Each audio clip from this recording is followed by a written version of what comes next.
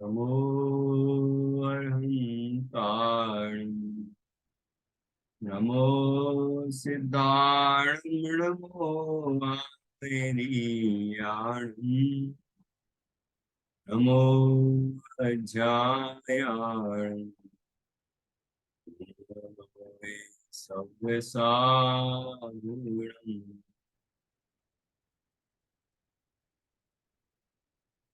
मंगलम भगवान वीरो मंगलम गौतमो गणी मंगलम कुंद कुंदाद्यो जैन धर्म मंगलम सर्वमंगल मांगल्यम सर्वकल्याणकारकम प्रधानम सर्वधर्माणां जैनम जयतु शासनम जैनम जयतु शासनम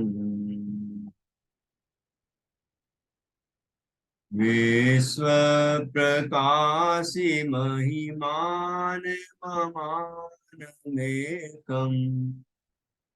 ओम अक्षराद्य किल वाङ्मये सुभूतम् यं शङ्करं सुगतमीश मनीष माहु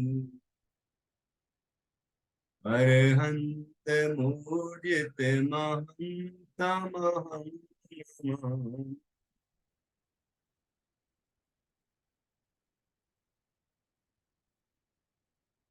आचार्य श्री योगेंदु देव द्वारा रचित यह अमृता सीति नामक ग्रंथ है। इस ग्रंथ के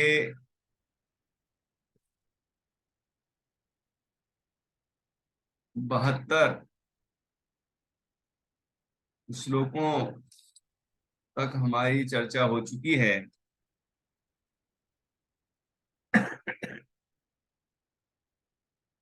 इसके आगे हम बढ़ेंगे और केवल 8 श्लोक रह गए हैं जिन पर चर्चा करनी है हमें। इस ग्रंथ में चूंकि हम करीब 1.5 महीने से भी ज्यादा हो गया, उसके बाद ये कक्षा पुनः प्रारंभ कर रहे हैं। 8 छंद हैं, तो इस सप्ताह में संभावना है कि ये ग्रंथ पूर्ण हो जाएगा, और नहीं तो 8 दिन में तो हो ही जाएगा। उसके बाद हम नया ग्रंथ प्रारंभ करेंगे, जिसकी सूचना आपको दे दी जाएगी। इस ग्रंथ के प्रारंभ में मंगलाचरण करते ही आचार्य ने भ्रात कोमल संबोधन के माध्यम से उन सभी संसार में उलझे हुए जीवों के लिए संबोधित किया जो केवल प्रातः काल से लेकर रात्रि काल तक धन कमाने में ही मस्त रहते हैं, जो धन को 11वां प्राण मानते हैं, जो धन को ही सर्वस्व मानते हैं कि धन कमा लो तो सब कुछ हो गया। उनके लिए आचार्य ने बड़े मनोवैज्ञानिक ढंग से संबोधित करते हुए और आत्म ध्यान की ओर ले गए हैं। सर्वप्रथम तो आचार्य ने कहा कि भ्रात तुम कहाँ जा रहे हो? तो उसने कहा मैं धन कमाने जा रहा हूँ। तो आचार्य ने पूछा कि तो उससे क्या मिलेगा? तो कहता है कि मुझे उससे धन मिलेगा और धन से मुझे विषय सामग्री मिलेगी। मैं विषय सामग्री को भोगूंगा तो मैं सुखी हो जाऊंगा। तो आचार्य ने कहा कि ये तुम्हारा विचार पक्का है ना कि धन से तुम्हें सुख मिल जाएगा? तो बोले हाँ। तो आचार्य कहते हैं यदि धन चाहिए तो ये ध्यान रखो कि पुण्य के बिना ना तो धन मिलता है और ना भोग सामग्रियां, कोई भी इच्छित पदार्थ पुण्य के बिना संभव नहीं है। पुण्यैर बिना नहीं भवंति समीहितार्थ। तो पुण्य कार्य करो, पुण्य अनुष्ठान करो। तो इस तरह आचार्य ने उस जीव को, जो प्रातः काल से भागा जा रहा था, कोई नौकरी की ओर, कोई खेत की तरफ, तो कोई व्यापार के लिए, धन कमाने के लिए जहां तहां भाग रहा था, तो उसे आचार्य ने मंदिर की ओर मोड़ दिया। देव शास्त्र गुरु के समागम की तरफ उसकी दृष्टि कर दी कि वीतरागी देव गुरु धर्म का समागम प्राप्त करोगे तो तुम्हें पुण्य का बंध होगा। व्रत शील संयमादि का पालन करोगे तो पुण्य का बंध होगा। तो उससे तुम्हें, उसके पुण्य के उदय से तुम्हें धन संपदा मिलेगी। पुण्य के उदय को ही भाग्य कहते हैं। वो भाग्य से ही धनाधिक की प्राप्ति होती है, भोग सामग्रियों की भी प्राप्ति होती है। सद्भाग्य बिन जो संपदा मिलती नहीं व्यापार में। फिर आचार्य ने बताया कि धन प्राप्त तो हो जाएगा, पुण्य अनुष्ठान से पुण्य बंधेगा और पुण्य से धन संपदा प्राप्त हो जाएगी। लेकिन वह तो कैसे प्राप्त होती है? बड़े कष्टों से प्राप्त होती है। तो जो स्वयं कष्टकारक हो, जिसकी प्राप्ति कष्टकारक हो, वो सुखदायी कैसे हो सकती है? तो इस तरह से आचार्य ने कहा कि वह धन धन कमाने का जो प्रयत्न है, और धन की जो संभाल है, और धन के नाश होने पर जो कष्ट है, वो अनंत गुणाकार में होता है। इसलिए यह धन प्राप्त करने का जो भाव है वह व्यर्थ है। फिर कहा तीसरे बिंदु में कि धन से जो इंद्रिय विषय सामग्री मिलती है, और उस विषय से जो तुम कहते हो कि सुख मिलता है, आचार्य कहते हैं वह सुख वास्तविक सुख नहीं है। इंद्रिय सुख सुख नहीं है, क्योंकि विषम बाधा सहित इत्यादि जो प्रवचन सारणी में आया है, वो यहाँ भी बिंदु आए हैं। और इस तरह इंद्रिय विषय सामग्री सुख रूप नहीं है। आचार्य ने एक बड़ी सुंदर तुलना की है, बड़ी सुंदर आत्म ध्यान से, स्वानुभव से उत्पन्न सुख के बारे की महिमा बताई है कि विश्व में जितने भी इंद्रिय विषय सुख हैं, वे सब इस पंचम काल में भी स्वानुभव से जनित आनंद के अनंतवे हिस्से की भी समानता नहीं कर सकते। पंचम काल में सातवें गुण स्थान तक संभव है, चौथे गुण स्थान से सातवें गुण स्थान तक वह स्वानुभव जनित आनंद संभव है। तो उस आनंद की के अनंतवें हिस्से की वो तुलना नहीं कर सकते, समानता नहीं कर सकते। इस तरह से आचार्य ने स्वानुभव से उत्पन्न आनंद की अद्भुत महिमा बताई है। और उसके बाद फिर कहा कि जब स्वानुभव स्वानुभव से वह आनंद मिलता है और ऐसा महिमावंत है, तो जीव स्वानुभव कर क्यों नहीं लेता? तो आचार्य ने उसके बाधक तत्व बताए कि उसका कारण है अज्ञान, उसका कारण है मोह, और मोह के कारण ही जीव संसार में व्यर्थ ही भटकता रहता है। और उसके बाद फिर आचार्य ने मोह के जितने भी जो भी जिस तरह से नाचता है जीव संसार में, चार गतियों में भ्रमण करता है, उसका संक्षिप्त चित्रण करने के बाद फिर मोह से जीव कैसे मुक्त हो, यह भी चर्चा बड़े ही सुंदर ढंग से की है। तो यहाँ पर आचार्य ने मोह की महिमा, मोह की महिमा अर्थात मोह के कारण जीव कैसे नाचता है संसार में, किस तरह दुखी होता है जीव संसार में, यह सुंदर चित्रण किया है। उसके बाद कहा कि इसे यदि मोह से मुक्त होना है और स्वानुभव प्राप्त करना है, तो फिर क्या करे यह जीव?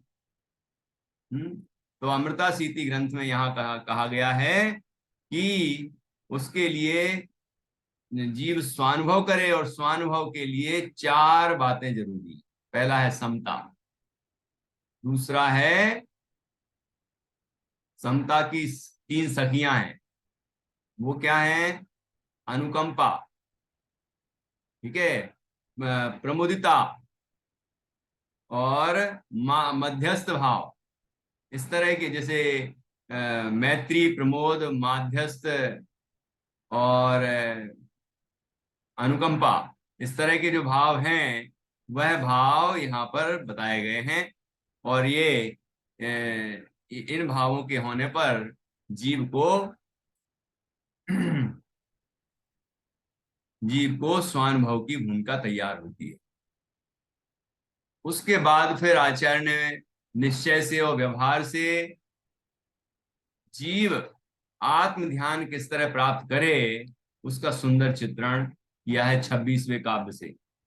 और वहां निश्चय से तो निशुद्धात्मा ध्यान का ध्येय है, और शुद्धात्मा के ध्यान के लिए अवलंबन भूत हैं अरहंत परमात्मा, सिद्ध परमात्मा। और अरहंत परमात्मा और सिद्ध परमात्मा के जो वाचक हैं मंत्र पद, उनके ध्यान की प्रेरणा दी, उनके ध्यान की विधि बताई। और अरहंत के जो वाचक हैं ऐसे ओम, अरहम, बाकी मंत्र पद तो है ही, लेकिन अरहम पद का बहुत सुंदर चित्रण है।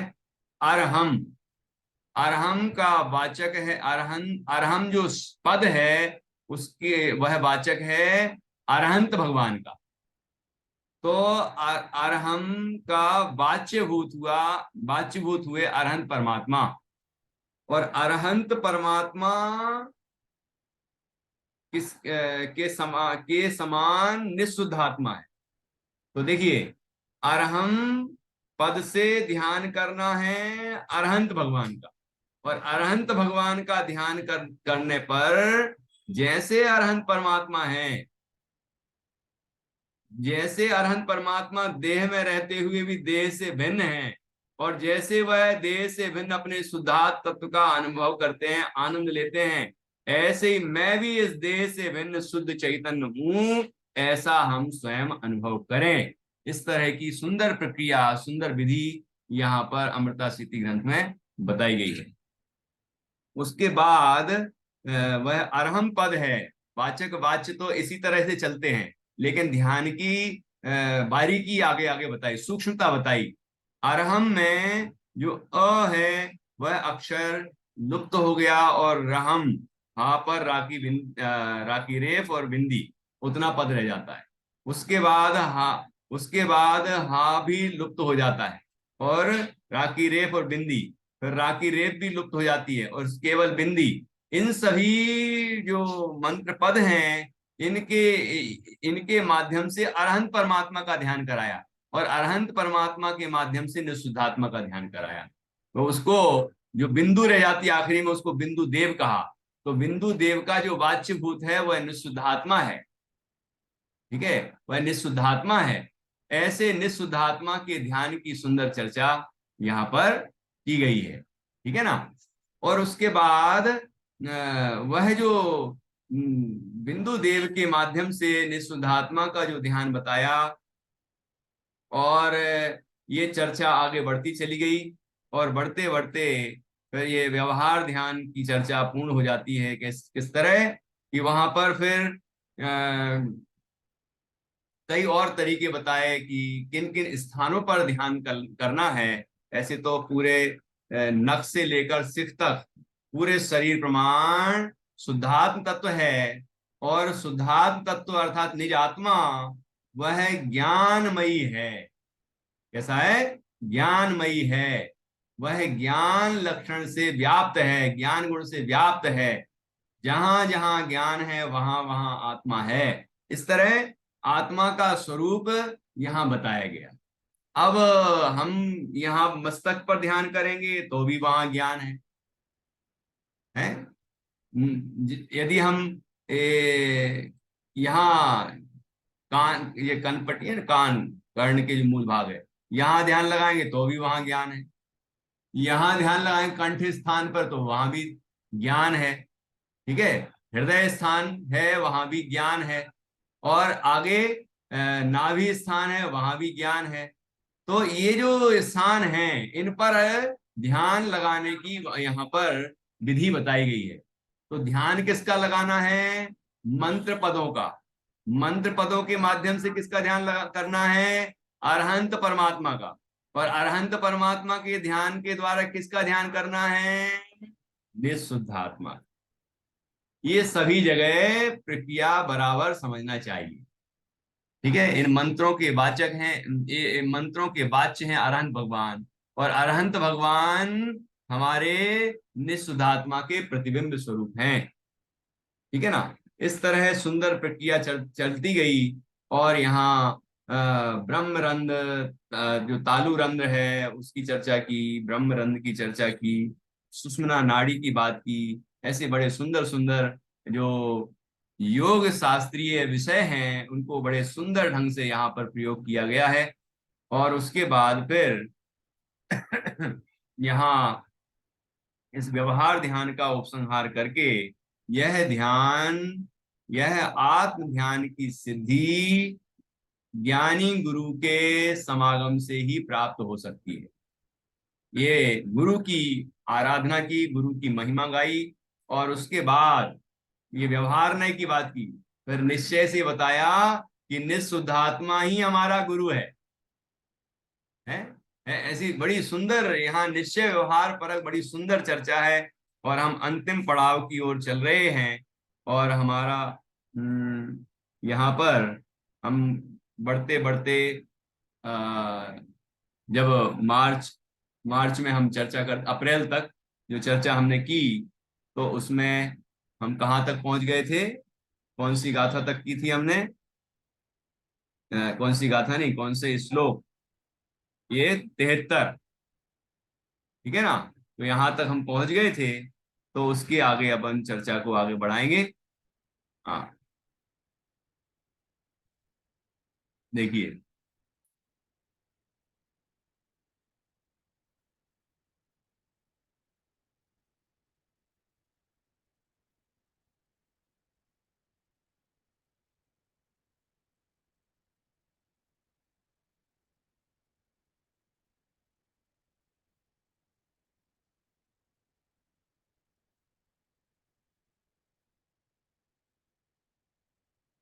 हम्म, 72 श्लोक पूर्ण हो गए थे।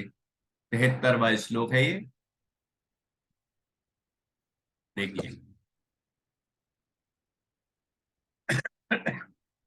हम्म, ये श्लोक की उत्थानिका है। निर्विकल्प समाधिस्थ संसार आर्णव पार गमन कुमेन्दु कुमैन बुदम पेरुल द परु। ये एक कन्नड़ भाषा है ना, जो देवनागरी लिपि में लिखी हुई है। ये कन्नड़ भाषा है। और ये जो श्लोक है ये मूल ग्रंथ का, ये संस्कृत का श्लोक है जो आचार्य योगेंद्र देव ने लिखा है। ठीक है। इसके बाद इसकी यहाँ पर हिंदी में पूरी टीका है। और जो टीका, कन्नड़ टीका लिखी गई है वो आचार्य बालचंद अध्यात्मी ने लिखी है। ठीक है, बहुत सुंदर है। देखिए यहाँ उत्थानिका। निर्विकल्प समाधि में स्थित जीव संसार रूपी महासागर के पार को प्राप्त होता है, ऐसा प्रतिपादन करते हैं। ठीक है। देखिए क्या प्रतिपादन किया है? निर्विकल्प समाधि में स्थित जीव संसार रूपी महासागर के पार को प्राप्त होता है। इसका तात्पर्य क्या हुआ? जो निर्विकल्प समाधि में स्थित जीव नहीं है, क्या, जो निशुद्ध चैतन्य तत्व में निर्विकल्प रूप से लीन नहीं होते, जिनके अंदर तरह तरह के विकल्प होते हैं, राग द्वेष होते हैं, संकल्प विकल्प होते हैं, वे संसार में ही भ्रमण करते रहते हैं, संसार सागर को पार को प्राप्त कर पाते नहीं है। तो निर्विकल्प समाधि में स्थित जीव संसार रूपी महासागर के पार को प्राप्त होता है। इसलिए हमें क्या करना है? निर्विकल्प निर्द्वंद आत्मा फिर लीन उसी में हो। ठीक है ना। ऐसी यहाँ सुंदर चर्चा की है। श्लोक का पाठ करेंगे। ब्रह्मांडं यस्य मध्ये महदपि सदृशं दृश्यते रेणुनेदम् तस्मिन्नाकाशरन्ध्रे निरवधिनि मनो दूरमायोज्य सम्यक्।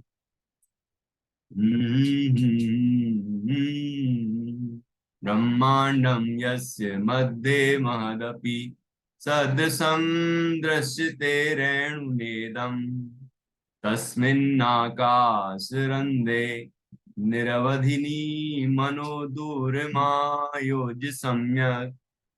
तेजोरासौ परेऽस्मिन् परिहृत सदसद्वृत्ततो लब्धलक्ष्या। हे दक्षाध्यक्ष रूपे भवसि भावं बोधि पारावलोकी। ब्रह्मांडं यस्य मध्ये महदपि सदृशं दृश्यते रेणुनेदम्। यही लय है। तस्मिन्नाकाशरन्ध्रे निरवधिनि मनो दूरमायोज्य सम्यक्। तेजोरासौ परेऽस्मिन् परिहृत सदसद्वृत्तो लब्धलक्ष्य। हे दक्षाध्यक्ष रूपे भवसि भवाम्बोधि पारावलोकी।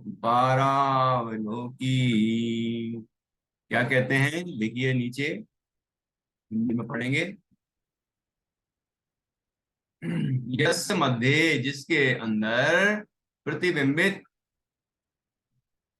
इदम महत ब्रह्मांड अपि, यह विशाल ब्रह्मांड भी, रेणुना सदसम, धूली कण के समान दृश्यते, दिखाई देता है।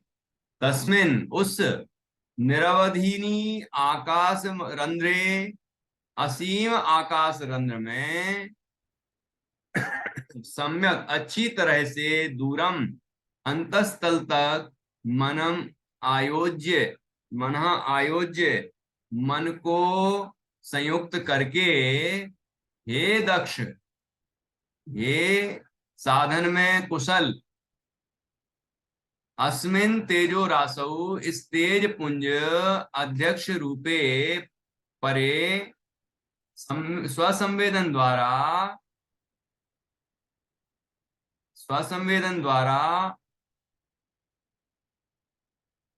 प्रत्यक्ष रूप परम आत्म तत्व में, परिहृत सदसद वृत्तितः लब्ध लक्ष्यम, सभी, ये अनाया, ये बच्चों की क्लास नहीं चल रही है, बच्चों की क्लास केवल शुक्रवार और शनिवार को चलेगी।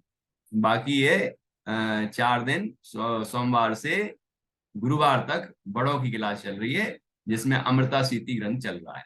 ठीक है, आप सुनना चाहें तो बिल्कुल सुने। सभी शुभाशुभ वृत्तियों का त्याग करने के कारण लक्ष्य को प्राप्त करने वाले भव बन जाओ, ताकि भवाम बोधि पारावलोकी भवसी, संसार समुद्र के पार स्थित परमात्म तत्व का साक्षात्कार करने वाले हो जाओ। क्या कहा, देखिए, पहले हिंदी अनुवाद पढ़ते हैं। कैसे हो जाओ, कि संसार सागर से पार हो जाओ। संसार सागर से पार कौन सी स्थिति होती है, जहां सभी तरह के शुभ वृत्तियों का अभाव हो जाता है। ठीक है, एक शुद्ध भाव होता है, और शुद्ध भाव के फल में वह परमात्म दशा प्रकट होती है। ठीक है, और वह शुद्ध भाव कब होता है, कि जब हम स्वसंवेदन ज्ञान में मग्न होते हैं, अपने शुद्ध चैतन्य तत्व में मग्न हो जाते हैं। ठीक है, तो ऐसी बड़ी सुंदर चर्चा यहाँ पर की गई है। पहले आकाश के संबंध में यहाँ पर चर्चा की है, जो परभाव से शून्य निज निरंजन परमात्मा रूपी आकाश के मध्य में। आकाश कैसा है, देखिए, आकाश शून्य है, आप, है ना, मतलब यहाँ आकाश है, अपन उसको एक थप्पड़ मारे तो लगेगा क्या उसको, नहीं, है ना, बिल्कुल। तो आकाश को काट सकते हैं क्या, कि नहीं। तो आत्मा को काट सकते हैं क्या, आत्मा को जला सकते हैं, गला सकते हैं, मार सकते हैं, कि नहीं। ये शरीर के संयोग में होने से पकड़ में आ जाता है कि यहाँ आत्मा, आत्मा को कोई नहीं पकड़ सकता, है ना।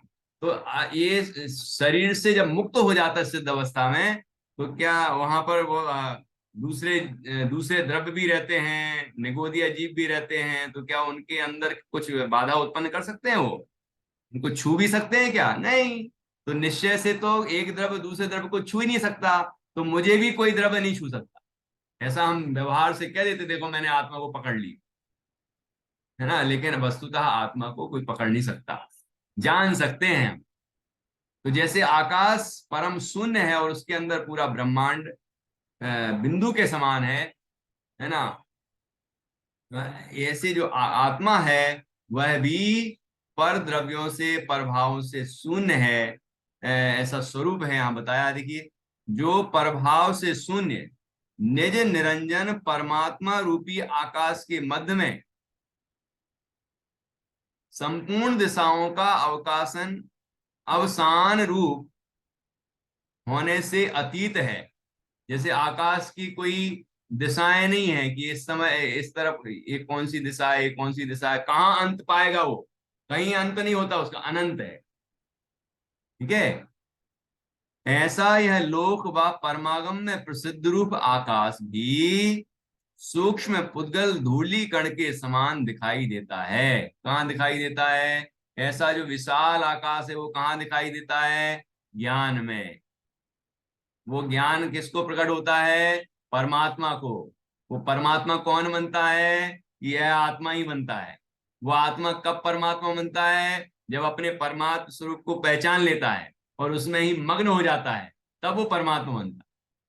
परमात्मा यदि स्वयं को ना पहचाने, स्वभाव से परमात्मा है, वो अपने परमात्म स्वभाव को ना पहचानेगा, तो परमात्मा बनेगा कैसे? पर्याय में कैसे परमात्मा सा प्रकट होगी? तो ऐसा यह लोक व परमागम में प्रसिद्ध रूप आकाश भी सूक्ष्म पुद्गल धूली कण के समान दिखाई देता है। ऐसे अवधि विवर्जित रूप मतलब जिसकी कोई सीमा नहीं है, ऐसा असीम आकाश है जो उस सहज शुद्ध परमात्मा नामक आकाश रंध्र में मन को अच्छी तरह दूर तक अंतस्तल तक संयोजित करके व्रत और अव्रत के विकल्पों से रहित होने से उस अनंत व दुर्लभ आत्म स्वरूप को प्राप्त करके हे निश्चय आराधना में निपुण सकल लोकालोक के प्रकाशक केवल ज्ञान रूप प्रकाश पिंड को उत्कृष्ट वीतराग स्वसंवेदन प्रत्यक्ष रूप पूर्वार्ध में निरूपित उक्त प्रक्रिया के अनुसार प्रवृत्त इस परम पारणामिक भाव वाले विमल सूक्ष्म आकाश में परिणत हो जाओ। इससे तुम पंच प्रकार संसार रूपी महासागर के किनारे के दृष्टा हो जाओगे, मतलब किनारा देख लोगे, संसार सागर से पार हो जाओगे। अब अर्थ में क्या लिखा है? क्या लिखा? सहज परम पारणामिक भाव ही आराधना ही सर्वज्ञत्व को संपन्न करती है, ऐसा अभिप्राय। क्या कहा यहाँ? पूरा आकाश का तो उदाहरण दिया है ना। वो आकाश भी जो ऐसा आकाश बताया ना, आप जब जैसे हमने ज्ञानार्णव ग्रंथ पढ़ा, जब लोकाकाश का वर्णन किया, तो कहा अनंत आकाश में सिंधु में बिंदु के समान यह तीन लोक है। इतना बड़ा महासागर है, उसमें एक बूंद बूंद स्वयंभू रमण समुद्र की एक बूंद कितनी सी होगी? है? तो इतने बड़े समुद्र में एक बूंद के बराबर। ऐसे ही अनंत आकाश के मध्य में जो तीन लोक स्थित है, वो कितना सा है उसके सामने? बिल्कुल बिंदु के समान। तो इस तरह आकाश के बारे में बताया। लेकिन यहां निश्चय से आकाश किसको कह रहे हैं? जो आकाश जैसा है वह आकाश जैसा है, मतलब जैसा आकाश प्रभावों से शून्य है, ऐसे ही ये आत्मा भी परम पारणामिक भाव स्वरूप आत्मा भी प्रभावों से शून्य है।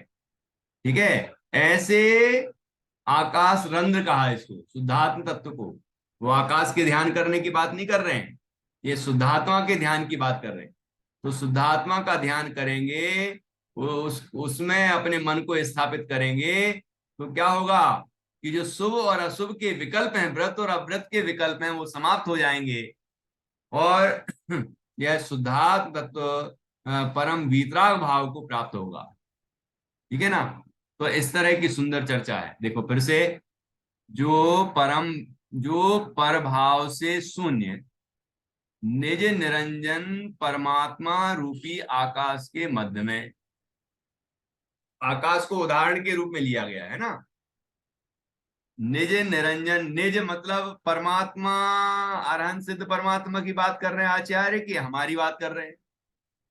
निज निरंजन, निज निज निज, जो निरंजन मतलब रागादि विकारी भावों से रहे थे, है ना। निज निरंजन परमात्मा रूपी आकाश, परमात्मा रूपी आकाश, या जो आत्मा है ना, इसको कह रहे हैं परमात्मा रूपी आकाश के मध्य में संपूर्ण दिशाओं का अवसान रूप होने से अतीत है, कि जिसमें दिशाओं का भेद समाप्त है, जो अनंत है, ऐसा शुद्ध चैतन्य तत्व, ऐसा यह लोक व परमागम में प्रसिद्ध रूप आकाश भी सूक्ष्म उद्गल धूली कण के समान दिखाई देता है। वो आकाश की बात कर रहे हैं, तो वह आकाश भी कैसा दिखाई देता है? धूली कण के समान। क्या क्या तात्पर्य हुआ? कि वह जो अनंत अनंत आकाश है, वह भी केवल ज्ञान में कैसा ज्ञात होता है? जैसे धूल के कण हो, है ना। मतलब है क्या हुआ कि वह ज्ञान उससे भी कई अनंत गुणा है, ज्ञान की सामर्थ्य अनंत है। ठीक है। ऐसा यहाँ सर्वज्ञत्व की बात कर रहे हैं ना। सर्वज्ञत्व स्वभाव है, और सर्वज्ञत्व की आराधना करने से सर्वज्ञत्व पर्याय में प्रकट हो जाती है, सर्वज्ञता प्रकट हो जाती है। तो उसमें यह आकाश कैसा है? जैसे कि सूक्ष्म पुद्गल धूली कण हो,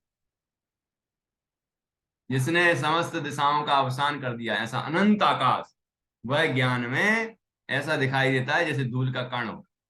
अर्थात कोई धूल का कण जैसी नहीं दिखती, जैसा है वैसे ही दिखेगा, लेकिन वह अनंत आकाश भी ज्ञात हो जाता है। तो कोई कहेगा आखिरी तक जान लेते हैं क्या भगवान, कि अंतिम छोर क्या है उसका, है छोर जान लेते हैं क्या? अरे छोर है ही नहीं तो छोर रूप कैसे जानेंगे? तो फिर जानते हैं कि नहीं जानते उस अनंत आकाश को? कि हाँ जानते हैं, पूरा जानते हैं, अनंत को अनंत रूप जानते हैं।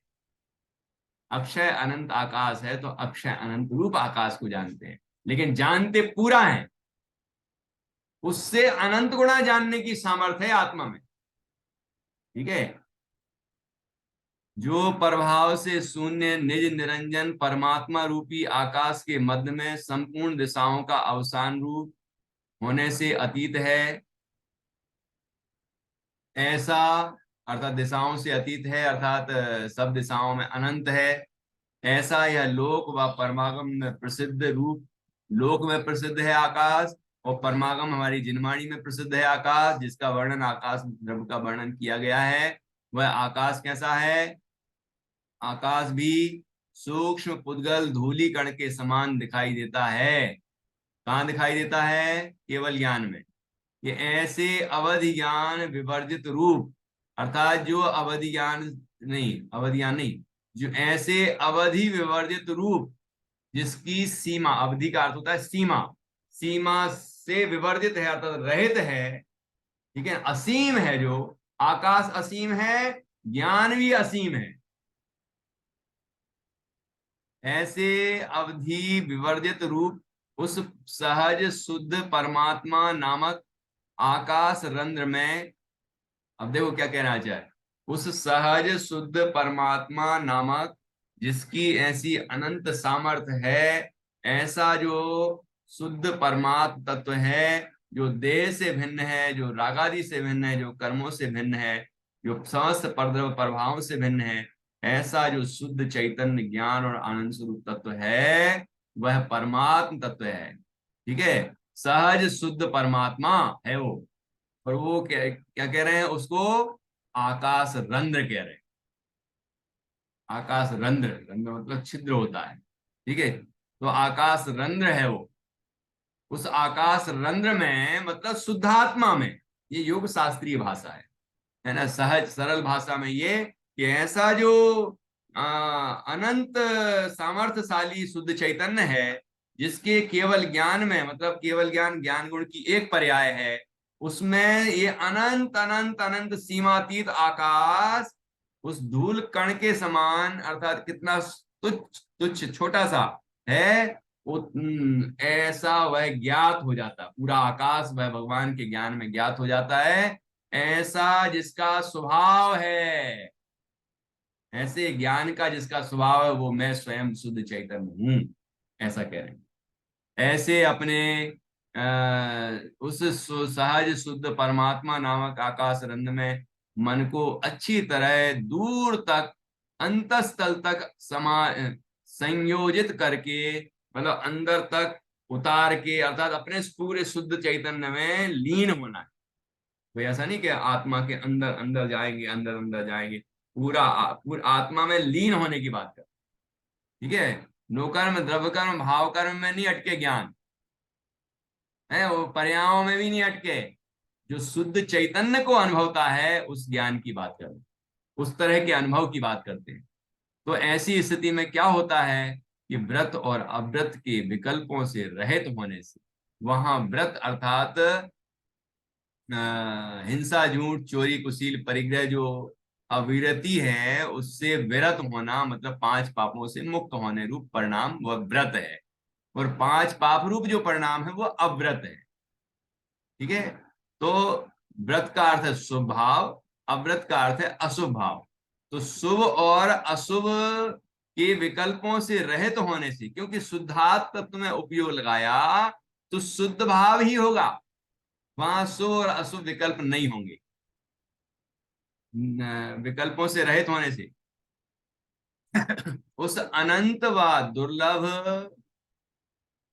आत्म स्वरूप को प्राप्त करके, अनंत और दुर्लभ, ये दो बातें कहीं, अनंत है कि उसका ज्ञान भी अनंत, दर्शन भी अनंत, सुख भी अनंत, वीर भी अनंत, है ना, ऐसा अनंत स्वरूप है जिसका, अनंत रूप एक चैतन्य है जो। और दुर्लभ क्यों कहा? क्योंकि अनादि से नहीं जाना ना हमने उस आत्मा को, हम स्वयं हैं लेकिन नहीं जाना, मोह के कारण, अज्ञान के कारण, अपने को भूल करके, मोह महामद पियो अनादि भूल आपको भरमत बाज, तो इसीलिए दुर्लभ है, दुर्लभ, ठीक है ना। ऐसे तो निश्चय से सुलभ ही है, निश्चय दुर्लभ ना ही, लेकिन भव में प्राप्ति कठिन है, यह व्यवहार कहाँ ही, ठीक है। तो इस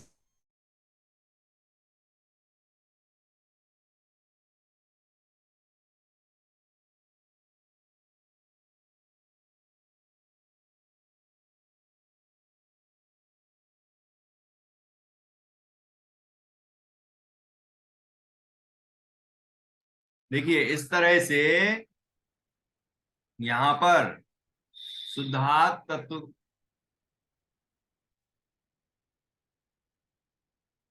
इस तरह से यहाँ पर निशुद्धात्मा की बड़ी सुंदर चर्चा की, और कहा कि वह अनंत है और अत्यंत दुर्लभ है। ऐसे जो आत्म स्वरूप है उसको प्राप्त करके क्या करो, हे निश्चय आराधना में निपुण। क्या कहना चाह रहे हैं? निश्चय आराधना क्या है? निश्चय आराधना, निश्चय आराधना निश्चय नय का विषयभूत जो शुद्ध चैतन्य तत्व है, शुद्ध निश्चय नय का, परम शुद्ध निश्चय नय का विषयभूत जो शुद्ध चैतन्य तत्व है, जो दृष्टि का विषय है ना। ऐसे जो उस दृष्टि के विषयभूत शुद्धात् तत्व की दृष्टि करता है, अनुभूति करता है, वह क्या हुआ?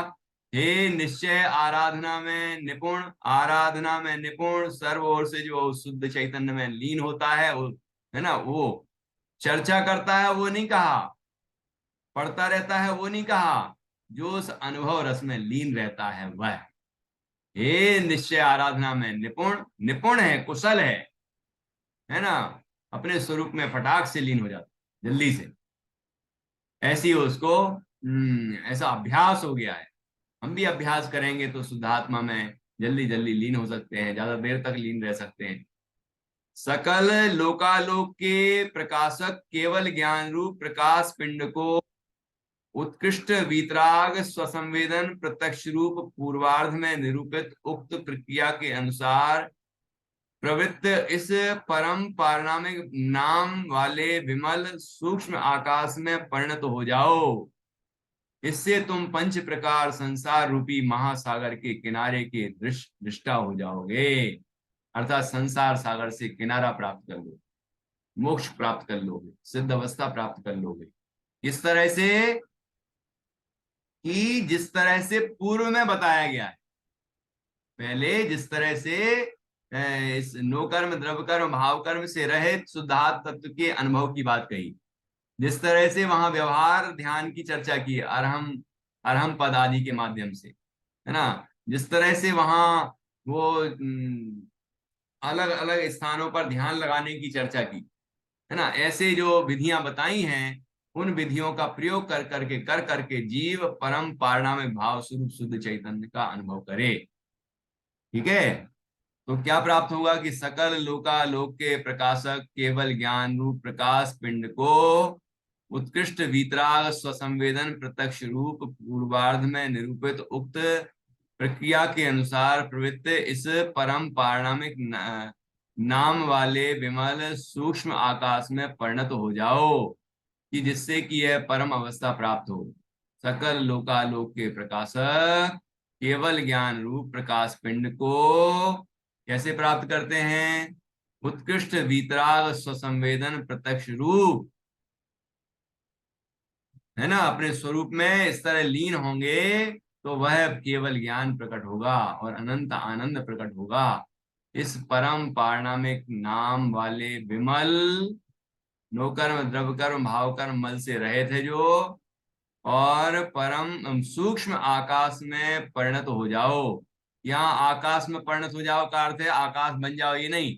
आकाश को एक प्रतीक के रूप में बनाया है, उदाहरण के रूप में ऊपर से चर्चा की है ना। उस आकाश जैसा निशुद्धात्मा, तो निशुद्धात्मा रूपी आकाश रंध्र ऐसा शब्द का प्रयोग भी किया है। तो सूक्ष्म आकाश में परिणत हो जाओ अर्थात परम पारणामिक भाव स्वरूप शुद्ध चैतन्य में समा जाओ। तो उससे क्या होगा मंजूषा जी, क्या होगा उससे? कि इससे तुम पंच प्रकार संसार रूपी महासागर के किनारे के दृष्टा हो जाओगे। पांच प्रकार का संसार, द्रव्य परावर्तन, क्षेत्र परावर्तन, काल परावर्तन, भाव परावर्तन, भाव परावर्तन, है ना। तो पंच परावर्तन रूप जो पांच प्रकार का संसार रूपी महासागर है, इसके किनारे के दृष्टा हो जाओगे, अर्थात इसका किनारा देख लोगे, अर्थात संसार सागर से पार हो जाओगे, अर्थात मोक्ष की प्राप्ति हो जाएगी। ठीक है, यहाँ बड़ी सुंदर चर्चा की कि निःशुद्धात्म तत्व कैसा महिमावंत है और जिसकी ज्ञान की पूर्ण विकसित पर्याय, एक समय की पूर्ण विकसित पर्याय में अनंत सामर्थ्य है। तो उस ज्ञान की कितनी सामर्थ्य होगी? ऐसे ज्ञान स्वरूप मैं हूं, ऐसे ज्ञान आदि अनंत गुण स्वरूप मैं हूं, ऐसा मैं शुद्ध चैतन्य तत्व हूं, है ना। ऐसे सहज शुद्ध चैतन्य तत्व जो परम पारणामिक भाव स्वरूप है, समस्त भेद गर्वित है जिसमें, ऐसा जो चैतन्य भाव है, उस चैतन्य भाव में ही शुद्ध चैतन्य हूं मैं। ऐसे अपने स्वरूप में जो समा जाता है वह ऐसा परम ज्ञान, केवल ज्ञान प्राप्त करता है, सर्वज्ञत्व को प्राप्त करता है, और केवल ज्ञान को प्राप्त करके उसके साथ अनंत आनंद को भोगता। सकल गे ज्ञायक तदपि निजानंद रसली, है कि नहीं। ऐसी सुंदर चर्चा यहाँ की है 73वें काव्य में। अब यहाँ भावार्थ देखिए। सहज परम पारणामिक भाव की आराधना ही सर्वज्ञत्व को संपन्न करती है, ऐसा अभिप्राय है। जीव को यदि सर्वज्ञता प्राप्त करनी है, केवल ज्ञान को उपलब्ध करना है, अनंत सुख को प्राप्त करना है, तो जो सर्वज्ञत्व शक्ति से संपन्न है, जो अनंत सुख शक्ति से संपन्न है, ऐसा जो नोकर्म द्रव्य कर्म भाव कर्म से रहते ही है स्वभाव से, ऐसे ज्ञान लक्षण से ज्ञात होने वाले चैतन्य स्वरूप निज शुद्ध चैतन्य की आराधना करनी चाहिए, है ना। ऐसी सुंदर चर्चा यहाँ की। देखो विशेष अर्जुन की भांति आत्माराधक को भी निज निरंजन परमात्मा के अतिरिक्त अन्य कुछ दिखाई नहीं देता है, अतः उसे लब्ध लक्ष्य यह विशेषण योगिंद्र देव ने यहाँ दिया है। जिसने लक्ष्य को प्राप्त कर लिया, लक्ष्य साध लिया, ऐसा साधक अपने उपयोग को निज वितराग परमात्म तत्व में, जिसे यहाँ निरवधिनी आकाश रंध्र कहा गया है, अत्यंत गहराई तक उतार देता है। उक्त आकाश में स्थिति रूप निर्विकल्प समाधि का फल केवल ज्ञान की प्राप्ति है। इस केवल ज्ञान रूपी ज्योति में समस्त ब्रह्मांड की स्थिति एक अणु के समान प्रतीत होती है। जैसे अनंत आकाश के मध्य में यह लोक एक अणु जैसी स्थिति रखता है, ऐसी ही अनंत महिमा उस केवल ज्ञान पर्याय की है, जिसकी जानने की सामर्थ्य इतनी अनंत है कि समस्त ब्रह्मांड इसके समक्ष अत्यंत तुच्छ है। और ऐसी सामर्थ्यवान पर्याय के जनक आत्म तत्व की महिमा तो उससे भी अनंतानंत है। परिहृत सद असद वृत्ति पद निर्विकल्प शुद्धोपयोग की अवस्था का सूचक है। वस्तुतः तो आत्मा का स्वरूप भी विरत और अविरत, प्रमत्त और अप्रमत्त आदि से परे कुंद कुंद आचार्य समयसार गाथा 6 आदि आचार्यों ने बताया है। तो उसकी अनुभूति करने वाली पर्याय की प्रतीति भी वृतावृत आदि के विकल्पों से पार को प्राप्त होना ही चाहिए।